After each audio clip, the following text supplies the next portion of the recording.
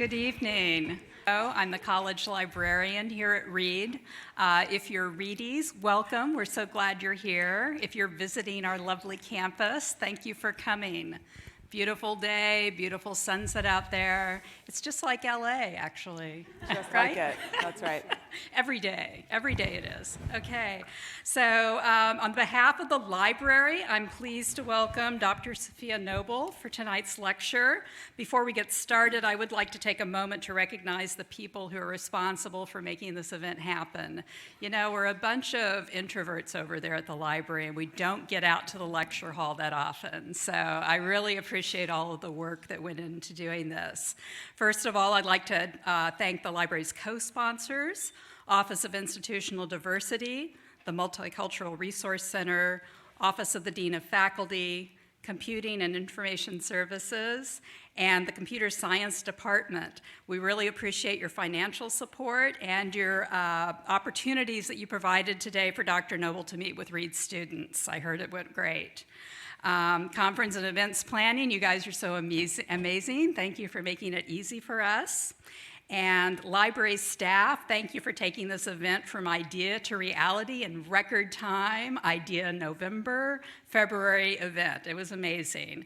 And we had lots of help from people on library staff, but I want to recognize the people who really did the heavy lifting for us. Tracy Drake, Lily De La Fuente, Mariah LeBeau, Robin Ford, Maria Cunningham, Megan Watson, and the lady who makes everything happen for us, Lynn-Mar Eggleston.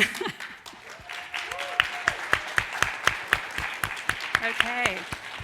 And let me just say really briefly that we are going to be having a reception over in the library lobby after the talk tonight.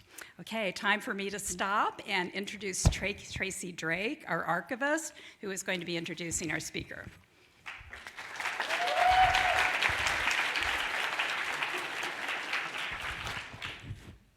So thank you, Dina.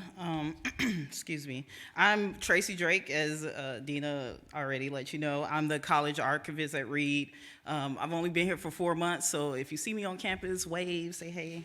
And I have the profound pleasure to offer a very brief introduction to my mentor and friend, as well as our invited Black Celebration Month lecturer tonight, Dr. Safiya Noble.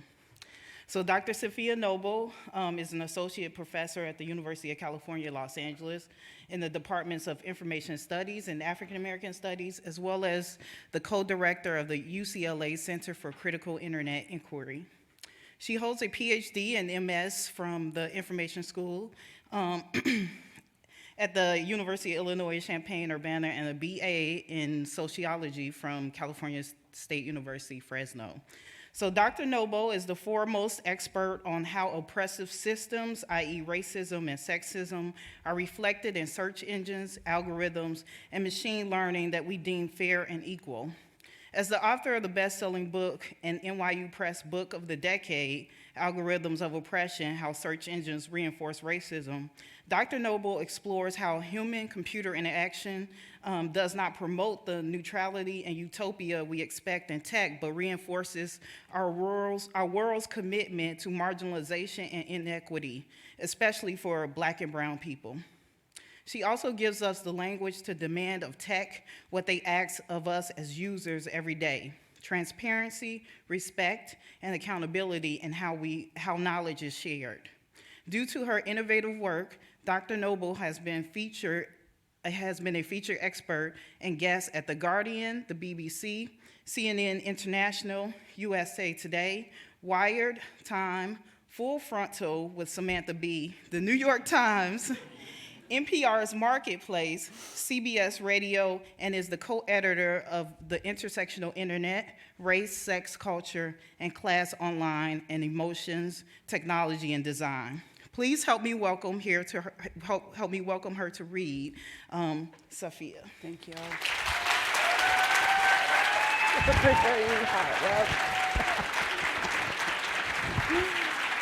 Thank you so much. Thank you. Thank you, Dean Hutto, and to Tracy for those lovely words to kick us off tonight.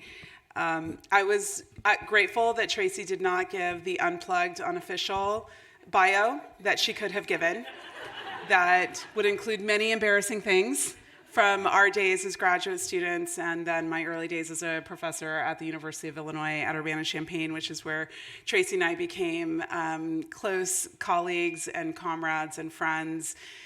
You can only imagine that not only is going to grad school in the middle of the cornfields in Illinois a thing that's interesting, it's even more interesting when you're two Black women. I don't know. So it was not a lot of women of color there. We were at the I-School, which used to be called the Graduate School of Library and Information Science at Illinois.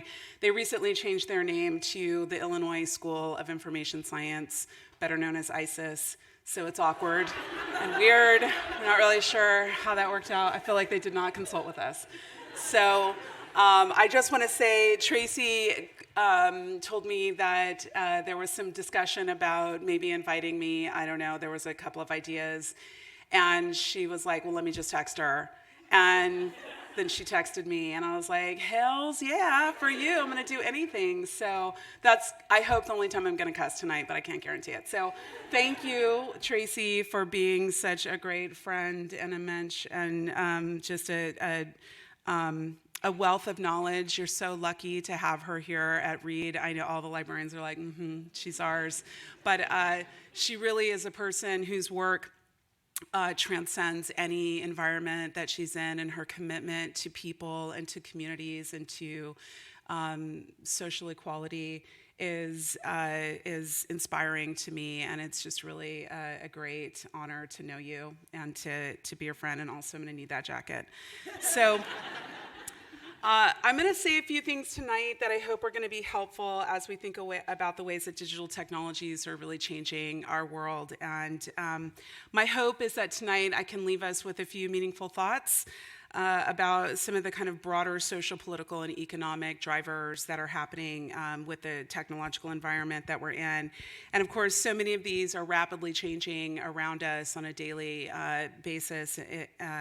And so I want to kind of preface this with two caveats. One, the first is the word oppression is in the title of the talk, so it's going to be a downer. The good news is there is a reception that follows, so you can get yourself back on track before you get on the road. I don't know. That's what I want to tell you. I also am hopeful that by the end of my talk, we will be able to maybe reimagine some alternatives to the current environment that we're living in. And of course, for those of us who are of different eras of times before the time we're in, my students, I always try, I had to level set them on the first day of classes this quarter by saying, I have a lot of ideas. I'm from a different generation. I'm Generation X. I dare you to say, okay, boomer to me at any point in this quarter, because I'm super bitter about a lot of things. And I also remember a time before the internet. So for many of you who are undergraduates, I was on the internet. I was just coming online, in fact, when I was a freshman and sophomore in college and undergrad. I remember, in fact, this is not really part of the talk, but now I'm just on a roll. I think it was maybe 1989 or 90 that my friends from the National Society of Black Engineers, NSBE, came and gave me my first email address. And I was like, you guys, no one is going to want to sit at a computer all day and type. This is ridiculous. Like, just pick up the phone and call me. So in a past life, I was not a good forecaster of the future, but I feel like I've gotten a tiny bit better. All right, so I'm going to talk a little bit about the book tonight, and I was telling Tracy that I'm not exactly sure, even though this is Black History Month, this isn't going to be a super celebratory kind of Black History Month talk, but I am going to expose you to some new ideas and some voices and some people you should know about from my field, and I think that hopefully that will be a contribution to our thinking about other people who are theorizing and researching and writing right now about tech, kind of issues at the intersection of technology and race. There's some of these folks, in fact, that are writing in this area, when I started writing in this area I was realizing it was about 10 years ago, it was very difficult to have these conversations about the way in which technologies were kind of racialized and gendered. Most of the people that I was engaging with as I was a grad student would say things to me like, computer programming can't be biased because it's just math. And you don't really hear that. Even in computer science departments now, you're not really hearing that as much. I mean, there's finally some concession that, let's say words like bias can be built into technological systems. And so we've come a long way in 10 years to kind of ceding some space. But I will say that it has mostly been women of color, feminist, LGBTQ, scholars and journalists who have really tried to push the research and the evidence about the ways in which digital technologies can discriminate. And for a long time, it felt like we were pushing a boulder up a mountain to try to help these ideas to kind of be translated and understood. Now we're starting to develop new kind of subfields in media studies and communications around critical race and digital studies, and so that's super exciting. In fact, these are some of the people that you should know about who have been writing successfully, I think, around race and racism. So you could take a picture of this if you're interested in following this up. Maybe I'll tweet this out later for those of you who are on Twitter. We're starting to have enough of a toehold to talk about the implications of digitization and digital technologies, and ultimately, I think, just a call for greater scrutiny of a variety of power relationships that are embedded in different kinds of technologies. So I think of Craig Watkins here. You see that old school phone, like that doesn't even make sense right now when you look at it. But he was the first person to write about the ways in which African American teenagers were not, in fact, digitally divided, but power users of digital technologies. And his work disrupted the narrative that African Americans in particular were digitally divided. And of course, when I see Craig, I'm like, Craig, I knew that because when I was in high school, the only people in my hometown who had beepers were surgeons and the brothers in my high school. You know what I'm saying? So I knew already, it's not like we needed a study, but there are things that we know about the ways in which people of color are in fact incredibly technologically savvy. So these are some people you should know about and some books that they've written that I think will be fascinating if you're interested in these conversations. All right, so algorithms have been in the news now more than ever. Some people are even writing about how oppressive algorithms are, but I will say for sure that at least a decade ago, algorithms were seen as benign.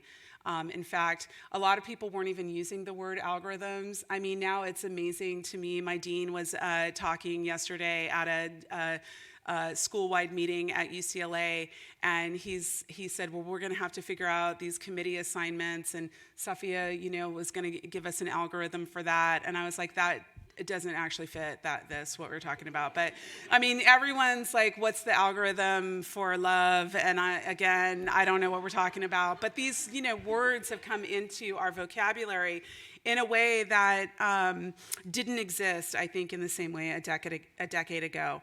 And so I want to kind of think about how we could outline a framework for thinking about algorithmic practices that, of course, are designed and implemented by humans. And sometimes when I think about the time that's passed since this book, since I first started writing it, and now, it's like a whole sensibility has grown around it, such that when I would give a talk about this research, let's say 8 years ago, people would say, their mouths would drop, and they'd say, I never thought that technologies could discriminate. And now people I just meet in the airport are like, yeah, these racist algorithms. And I'm like, do you know? I mean, how did that happen? So in that way, it's pretty interesting, but I think that there's a lot of implications that we need to think about with these kind of increasingly ubiquitous automated decision-making tools that are embedded in so many of the projects and cultural practices of the day. And of course, this means we need more accountability. Full disclosure, I'm a person who thinks that not unlike other practices and shared common resources in the world, that we need oversight around those resources. And so I almost wore my shirt tonight that said "Tech won't save us, join a union," but then I was like, I'm not sure. It's Portland, I don't really know. Is it cool to do that? So I probably was. All right, so here's where we are now. In 2018, news coverage of Cambridge Analytica's exploitation and manipulation of Facebook's data and its role in undermining democratic electoral politics in the US and in the UK really kind of ushered in this new era of mainstream critical coverage about the overreach of technical systems into the everyday lives of citizens, consumers, voters, residents. And even though critical academic and journalistic inquiry, as I mentioned, had kind of been going for well over 2 decades or more by scholars of color, LGBTQ and non-traditional scholars as part of kind of a larger community of theorists of the internet, the stories of the year in 2018 really centered around mounting examples of the evidence of Facebook's pervasive power and their invasions of consumer privacy. And that includes coverage about Google's failure to address regulators' concerns and their monopoly control in search. And then, of course, there were many stories of the public's concern over the use and disparities and risks and harms of AI and emerging technologies. And I live in Los Angeles, so for example, LA is a place where a lot of these new technologies are incubated, developed, and deployed. So some of the examples of the failures and risky applications of AI tools, for example, were facial recognition systems that were used by militaries and law enforcement organizations, criminal sentencing algorithms in the US legal system, and autonomous vehicles that were disproportionately trained to identify, for example, white versus non-white bodies as pedestrians, and more simply, just tech that doesn't see black and brown faces. And bodies. And the volume and salience of these negative and investigative inquiries into the operations and impact of Silicon Valley's tech giants even led the Financial Times here to include Techlash within their Word of the Year series in 2018. And I find this really fascinating because many of us in the room grew up in the kind of techno-utopia, the kind of John Perry Barlow imagination of the borderless internet, right? And the raceless, classless, genderless possibilities of the early internet. And yet here we are, fast forward 50 years, and we are living in a time where we're starting to see the edges of that curling back. So I'm going to give you some examples of things that I covered. The book really has a lot of examples of what we might call some of these failures that induce this techlash. And, you may be familiar with some of them. Here's one that went viral a couple of years ago. This is DeRay McKesson. You might know DeRay. He was kind of very popular on Twitter. For those of you who are on Twitter, he really became, a voice when Mike Brown was killed in Ferguson, and got very involved. He mostly had a voice that people heard because Beyonce followed him, and he picked up like 500,000 Twitters from that, followers. So I always feel like compelled to say, if anyone here knows Beyonce and you could get her to follow me, it would really amplify the work. Strictly for professional reasons. We need to get this information out. All right, so here's DeRay. He says, if you Google map the N-word house, this is what you'll find, America. And what was happening during the administration of President Barack Obama, when you did a Google map search on the N-word house or the N-word king, Google Maps would take you to the White House. And so this was a story that went viral. And, I thought this was pretty interesting because, Google's response was not unlike most of its responses when something like this happens. Excuse me.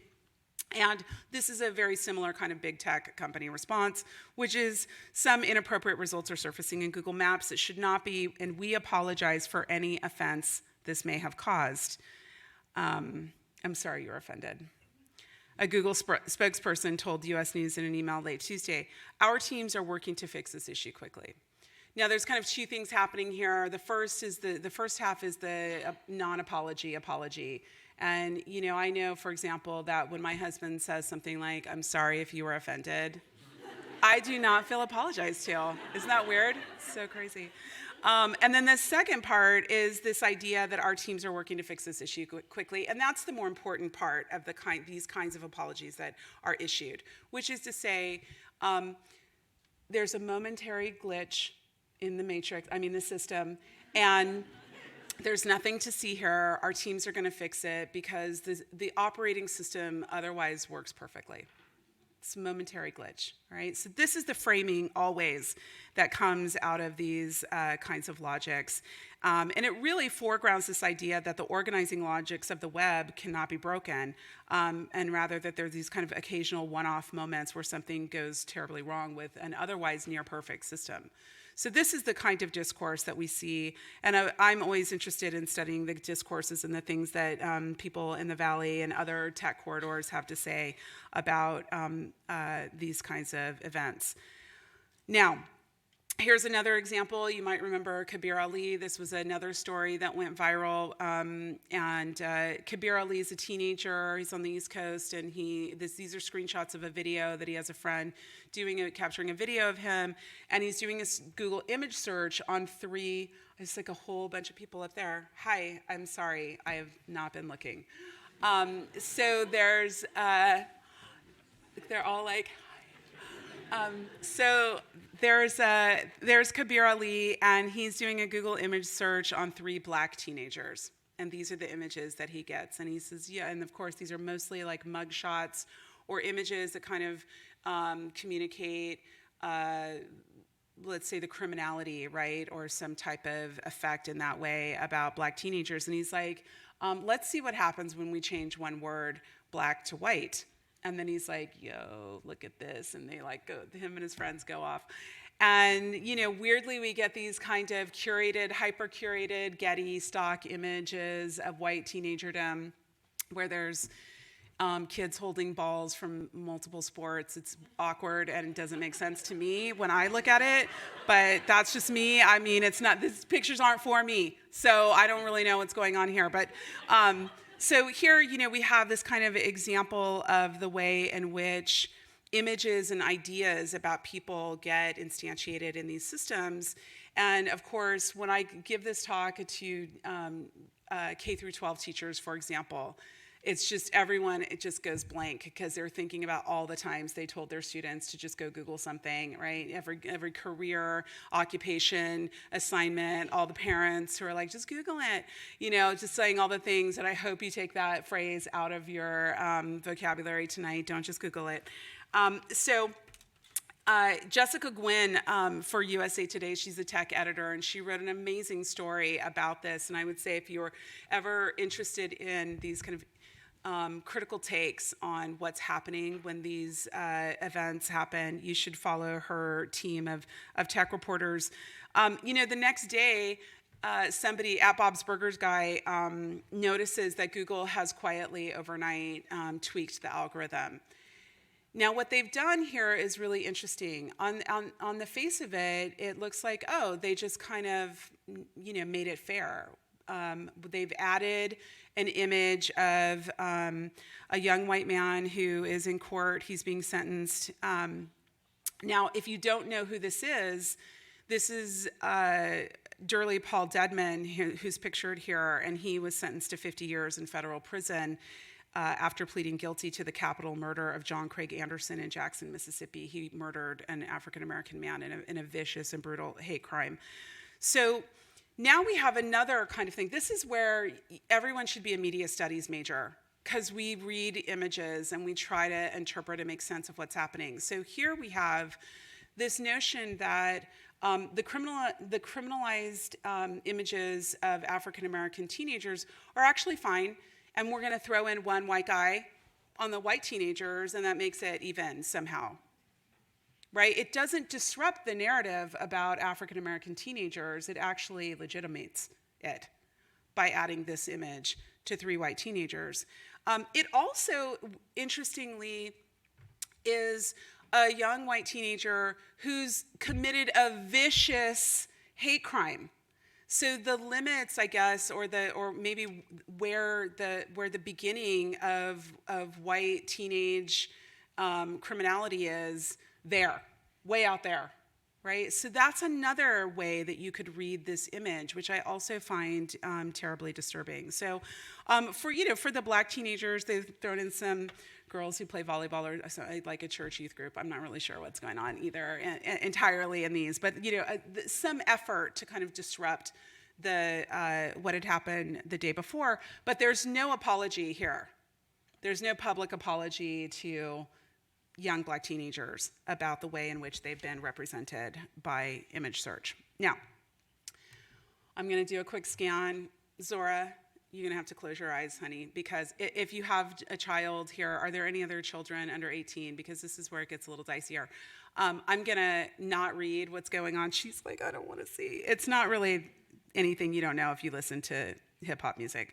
But this was really kind of what kicked off or launched the study that I started in 2010 and 11. And what it was is, at the time, I was trying to understand. I had just left the field of advertising, and it was interesting to go into graduate school in an information school where Google was just starting to really be entrenched. It was in the kind of throes of the Google book digitization project, with all of the major research libraries around the United States and the UK.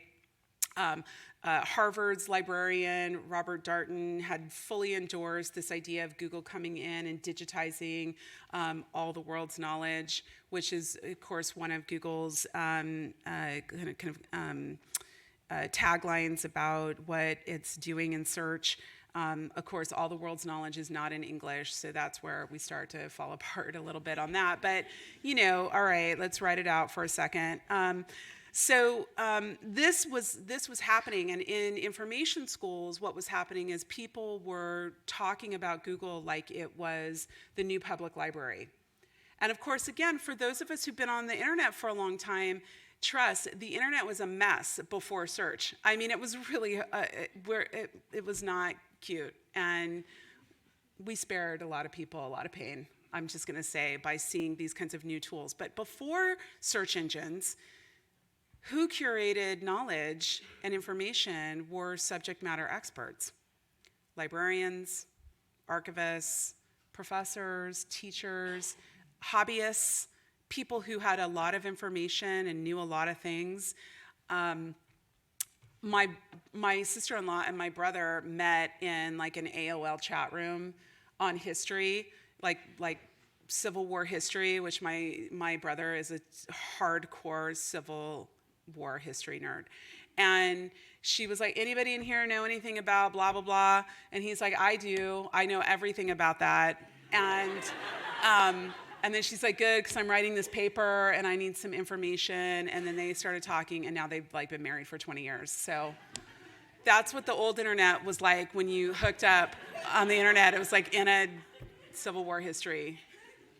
It's a time past. So I was thinking about kind of what was happening. And of course, at the moment that I left advertising, we were hiring what now has become SEO experts, search engine optimization experts. But at the time, we didn't even call them that. They were just like, get that computer dude in here to help us get our clients up in the search rankings. And we were super clear in the ad industry that people thought of search as kind of like a vetter, as like a credible space where if it was on the first page, it was definitely true. And so we were like, get in here and game that. So, it was not even a secret. It was open that that's what the game was. And of course, this happened, in the 90s as big corporations were starting to enclose and make the commercial internet, which is what we now experience. I could nerd out with a lot of people in this room who are nodding their heads and stuff, who are of my era, where like a guy in his dorm room would buy the URL generalmotors.com and then hold it hostage for 15 grand or something to GM, it was a different time. And so as this kind of these commercial enclosures are starting to happen on the web, and the kind of the choice is made that advertising would become like the revenue model for how information would flow and be made more visible or less visible. Of course, those of us who are in mass media really understood the implications of that. Those who have the most money are going to be more visible, the end. And so I was trying to think about how could I talk about this in the context of the fact that, Zora's like, can I open my eyes yet? I'm sorry, babe. We're kind of thinking about how do we talk about this commercialization of the web. And I was interested in breaking apart the notion that search was just about what was most credible and that, there was in fact a kind of a whole political economy of search. And so I was thinking about that, and eventually I crafted a study after conversations with a lot of different people, and I thought, well, I'm going to take all of the racial and ethnic categories from the US Census and the gender categories from the US Census, because those are the most common ways in which racial and ethnic kind of nomenclature are cultivated, which is by kind of like federal designations, because everybody's got to fill out an application from the time they're born, and you have to check it on the birth certificate all the way until you die. And so why don't we kind of see what happens there? And immediately. And so the book, I thought in the book I would take these more than 80 combinations, and it became so apparent so quickly you didn't even need to do that, because when you combined kind of racial identifiers with gendered identifiers, you got a very quick picture of what was happening. And so, for example, in the most egregious example, if you put the keywords black and girls together, you almost exclusively were fed pornography or hypersexualized content. And so, this became the opening for how does that happen? And what does it mean when girls of color have no control over their own identities? And this was, of course, true for Asian girls, Latina girls, Black girls. Now, a lot has changed over time. In fact, I know from friends in the industry that those of us who write, let's say, articles or news stories or books kind of critiquing these processes, those just become like playbooks to fix. They just go straight to an engineering team, just fix it so that this can't keep going. So we know that in many ways these things have changed over time, but it isn't entirely solved. So these were some of the kind of examples. I always thought it was really interesting. The second hit there was the Black Girls, which is a band of white guys from the UK who call themselves the Black Girls. Anybody know the Black Girls? Yeah, they're incredible at search engine optimization, terrible at music distribution. It's awkward. Even when I'm in the UK, everyone's like, don't know them. We don't know them. No. All right, so you have the Black Girls Band is number 2, right? And then you keep coming down. It's like porn site, a chat room that's like a gateway to a porn site. Black Girls, the band, Facebook page, winning again. Porn site, and then Black Girl, long hair, which is a blog. Okay, so I first wrote about this for Bitch Magazine, which, I really wanted to write this story for Black women to talk and do kind of critical media literacy with our girls in our communities, and saying don't just unleash Black girls on the internet to look for ourselves, because things are out there that are beyond our control about how we're represented and known. And at the time, I started writing about this, even for Bitch Magazine, when I said to them, I said, I want to really write this story about what happens when you do keyword searches on a variety of girls' identities. And they were like, I was like, you get a lot of porn and hypersexual content. And they're like, everybody knows that already. That's not even a thing. And I was like, but we don't want to talk about it in the feminist magazine that critiques popular culture and technology? Okay. And I was like, but you have to let me write this because it's really important that we kind of get the word out. And they're like, no. And then I said, okay, well, just one last thing before I go. Could you do a keyword search on women's magazines? And just let me know if Bitch Magazine shows up anywhere in the first 5 pages. And then they were like, okay, you can write it. And so I talked about it in that article. And that was really inspired. I mean, Tracy was at Illinois. I mean, there were so many amazing people at Illinois who really pushed me to write that story, and that really did become kind of the first public piece around this that I had written. And it was about what happens, for example, when you look for women athletes, and what you get, for example, is the top 50 sexiest women athletes. Right? I mean, it's so many different dimensions of the ways in which women and girls are sexualized in search, even when you're not using the word sex or porn. So we just become synonymous with it. And so what does that mean, again, for minoritized communities who lose total control over their identities? And this was really about trying to think about the kind of the implicit and explicit messages about women and girls, particularly Black women and girls who I felt the representations were the most egregious and violent in a variety of different kinds of contexts. Now, sometimes people are really sympathetic about this, but they're like, it's not my issue, right? It doesn't affect me. And so here's an example of how similar logics came to play in politics. So Epstein and Robertson, for example, in their 2013 study, found that in very tight races, local races in particular, but any kind of tight race, that democracy was at risk because search engine results could really be manipulated. And what they found is that for people who weren't really sure who they wanted to vote for, if they used search engines and negative stories showed up on the first page about a candidate, they were like, not voting for that person.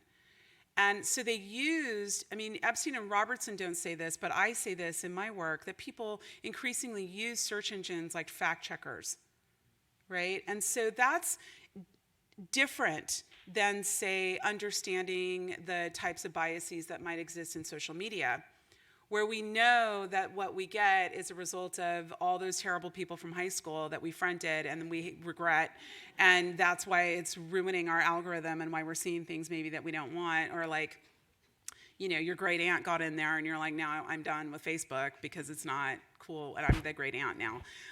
So it's like, this research then became also kind of consistent with other work. So Matthew Hinman, for example, wrote this amazing book called The Myth of Digital Democracy, where he argued that the people who have the most power and the most visibility in search are those who have the most money. This is not surprising to us, but this was, again, work that he found.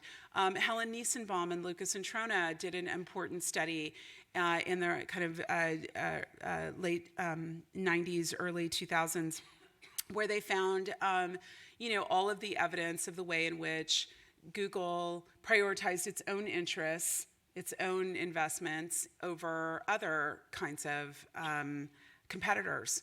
So if you're looking for a video of something, you're going to be led to YouTube first before Vimeo or some other platform, right? It was even the basis for claims by small businesses to the Federal Trade Commission that Google was, exercising monopoly control to the detriment of smaller companies that couldn't compete.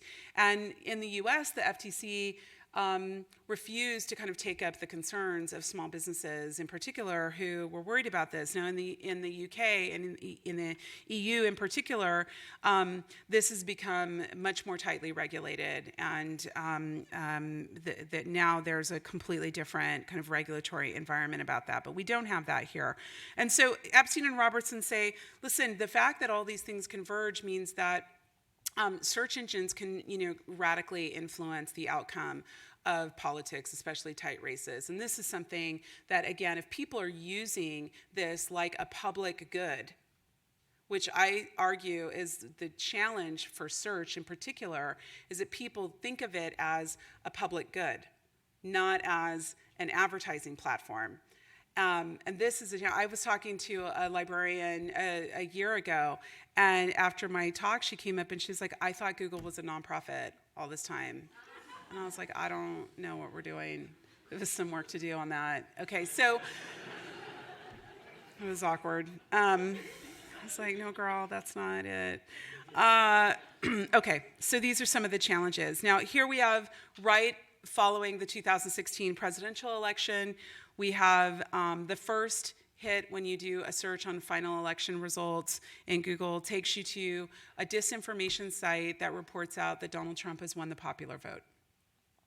Now, it doesn't matter what your politics are right now. That's not a fact, and we're not entertaining alternate facts or alternative facts tonight, all right? Donald Trump won the Electoral College, not the popular vote. But you ask yourself, well, if people go to Google and this is the first hit they get, how can this not affect and foment incredible distrust in media organizations, right, and in our information environment? So these are the kinds of things that I think are tremendously at stake. And of course, the way in which content can be hyper-optimized is really something we have to pay close attention to. Now, when Google is challenged, and I know for some of you this talk is so painful. For my undergrads, when I'm talking about Google, it is like I'm talking about their mama. I mean, they're real upset. I see some frowny faces right now, all right? But I just want you to stay with me, because we have a tremendous amount at stake in these with these platforms. And one of the things that often gets said is that the internet is a free speech zone, and the platforms are not responsible for the content that moves through them. And of course, this is a deep argument tied to Section 230 of the Federal Communications Commission kind of code that that has kind of oversight over these ideas about whether tech companies are media companies or publishers of content or not. And they're deeply invested in arguing that they are not publishers of content, that they are just the dumb pipes, so to speak, right? They're just the tech. Part of that is because then they have to be accountable for the content that moves through their platforms, which is one of the reasons, in the same way that other mass media industries are accountable and responsible for the content that moves through their distribution channels. So the narrative in the US in particular has been that we're not responsible for the content, and that we cannot, that the results are just the results. Okay, except for when we see these significant kinds of optimization efforts by specific communities. So here, in fact, we have Nazis who often will hijack, and white supremacists, white nationalists who will co-opt different kinds of terms in order to optimize their visibility. So here's an example of Sergey Brin being asked, the co-founder of Google, about the manipulation by white supremacists. And The Guardian in particular has done a lot of really important reporting on these stories.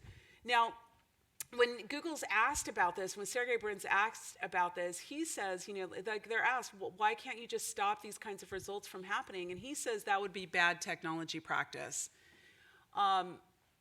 Sergey Brin goes on to say, an important part of our values as a company is that we don't edit search results what our algorithms produce, whether we like it or not, are the search results. I think people want to know we have unbiased search results. And this is the dominant narrative that you are going to hear over and over again.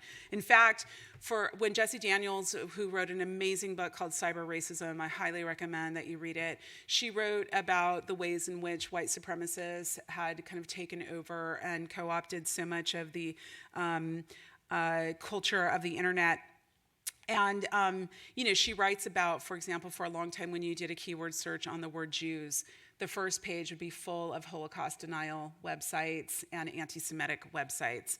And the disclaimer that Google eventually put up was to say, kind of a yellow box, it's like some offensive results may be happening and you searched wrong. That's not what they say, but that's what they say. They're like, if you should search on the word Jewish people instead of Jews, because Jews is going to bring you back the wrong offensive thing. And of course, that's interesting that, again, this like posture that you didn't use the right words, right? User error versus the structure.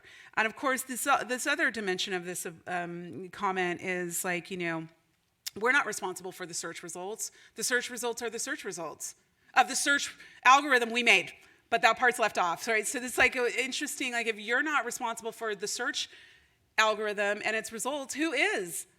And of course, you know the answer. You are. It's your fault, public. Because the truth is, what you get is just a reflection of the horrible, atrocious people that you are in this world, right? This is, again, the kind of discourse that comes out at us. And I'll tell you, I've met a lot of people. I've been talking about this work for a long time. And I promise you that people are not like this. And that the very worst that we see on the web is not a reflection of the majority of people. So these are the kinds of challenges we have. Now, here we have Bryn saying the search results are the search results, except for when we do business in Germany and France, where it's illegal to traffic in anti-Semitism and white supremacy. So now we have a conundrum about the narrative and the discourse. And in Germany and France, of course, there's a much closer, more intimate history and knowledge. People are still alive that survived the Holocaust. And the children of Holocaust survivors are still alive. And so there's a much more intimate relationship to understanding, for example, propaganda and the role that propaganda plays in leading to things like ethnic cleansing, genocide, and Holocaust. In the United States, we have a much less facility with talking about our American Holocaust.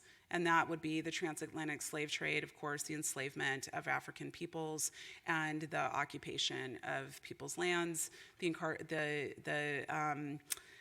incarceration and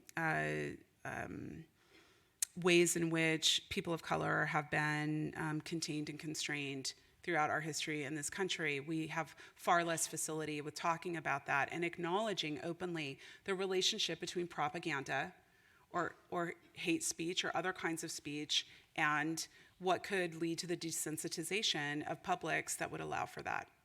So these are the kinds of things that I think are very interesting. I'll just add that one thing that's really important is to think about the ways in which this flies in the face of the internet as a free speech zone. So what we've also learned, for example, my co-director at UCLA of the UCLA Center for Critical Internet Inquiry is Dr. Sarah Roberts, who has a new book out called Behind the Screen in the Shadows of Social Media. And she did the first academic study, also from Illinois. She did the first academic study of people who screen the worst, most PTSD-inducing, horrific content in social media platforms and other types of internet technology companies where there's content. And what we've now seen are a number of journalists who have taken her work and popularized what she kind of laid a ground for, which is to understand these hundreds of thousands of tech workers all around the world who are screening content and taking content down out of platforms. And it's important that we recognize that the reason we didn't know that these people were doing this kind of work, it's incredible, excruciating, grueling work. The reason we didn't know that and why these workers were hidden from public view is because then we would have to question this notion that there's no censorship on the internet, that the internet's a free speech zone and anything goes. And again, I think that these kinds of things are starting to come to light, and we're having a lot more important conversation. All right, I have just enough time to take you even further down, and that's what I'm going to do next. Okay, so I want you to just want you to get ready. All right, so here's I wrote a whole chapter in the book about Dylann Roof, and I think it's important because if you don't know, in the summer of 2015, Dylann Roof was a white nationalist who opened fire on unsuspecting African-American worshipers at Mother Emanuel AME Church. And in what was, at the time, one of the most heinous religious and racial hate crimes in our country. We've actually had more since 2015.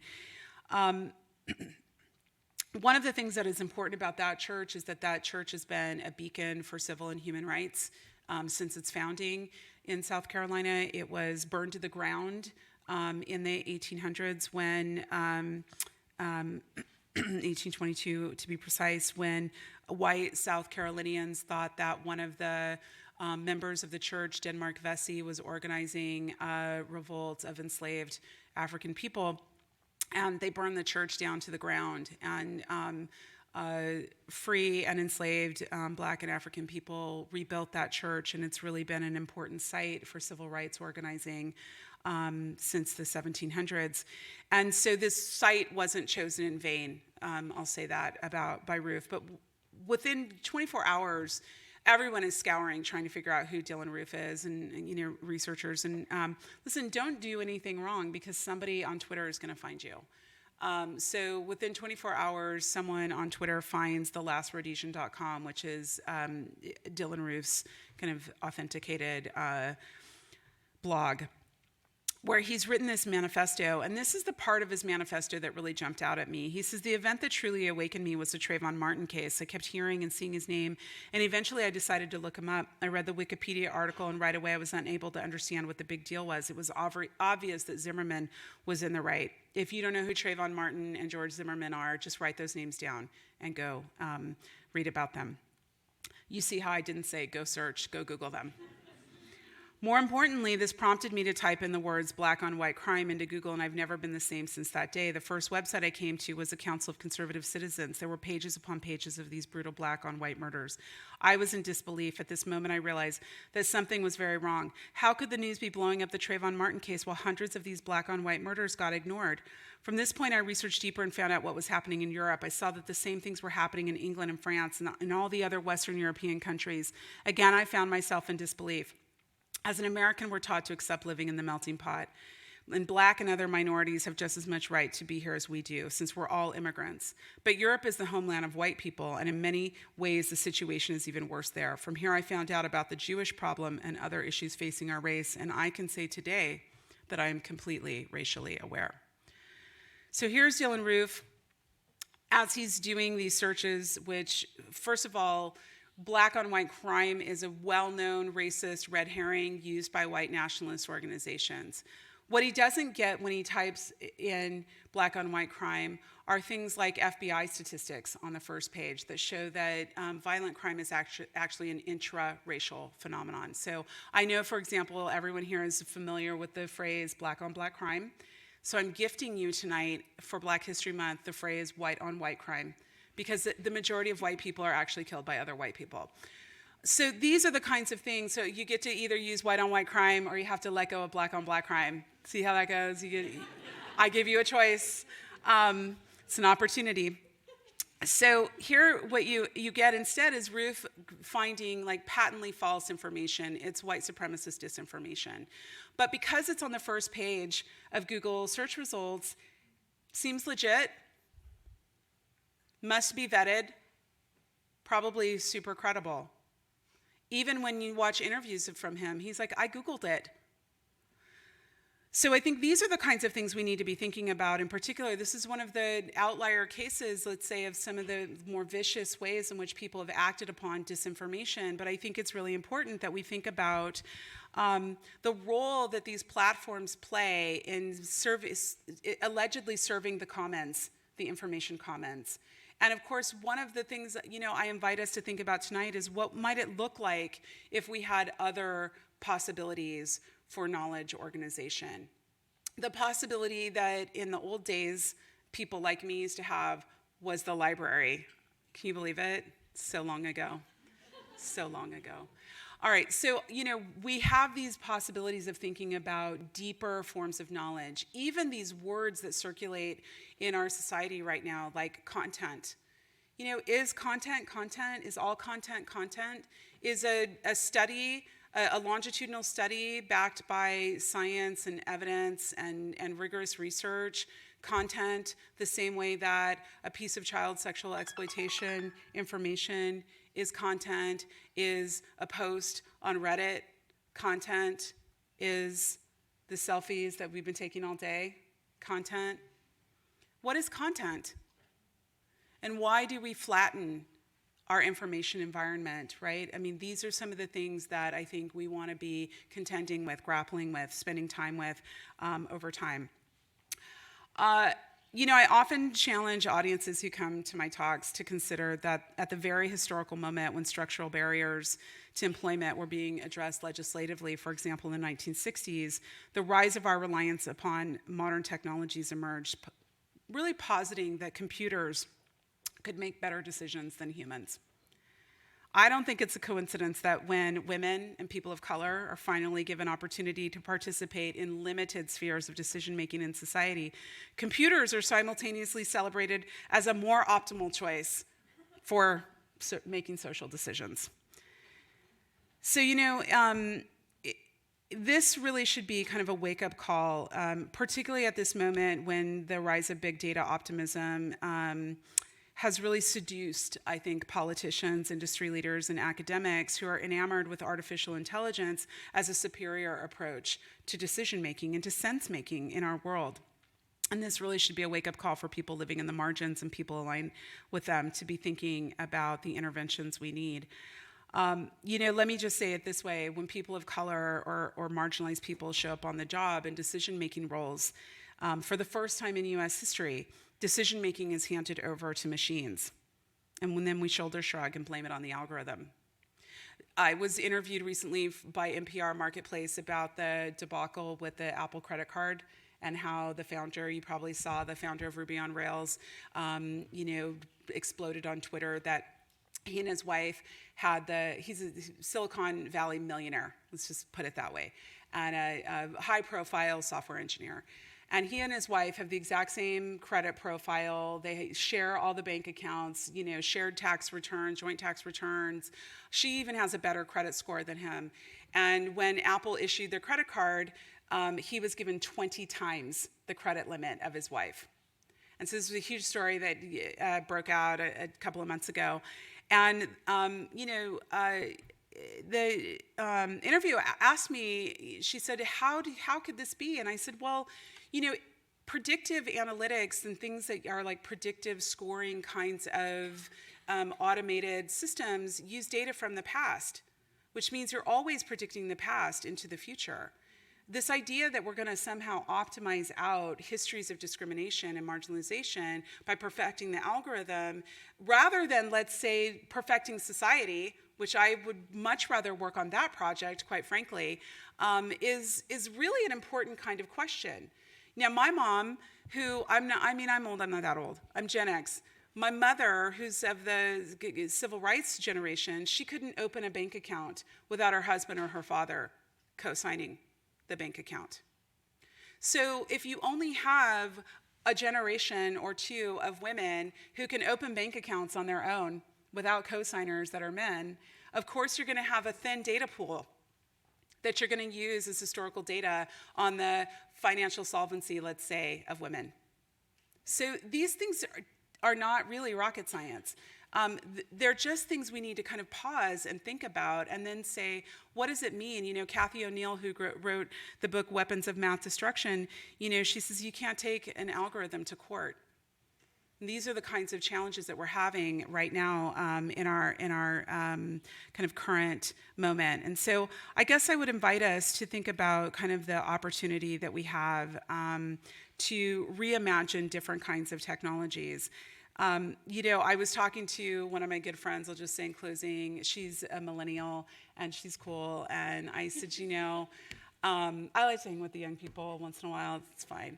And I was sharing with her this UK House of Commons study that came out about a year ago, where the House of Commons predicts that by 2030, the top 1% of wealth holders in the world will own 2/3 of the world's wealth. And of course, all of these technologies are so deeply implicated in wealth distribution. And I said, you know, do they think we're just going to watch videos of people eating? And she's like, girl, I do that. And I was like,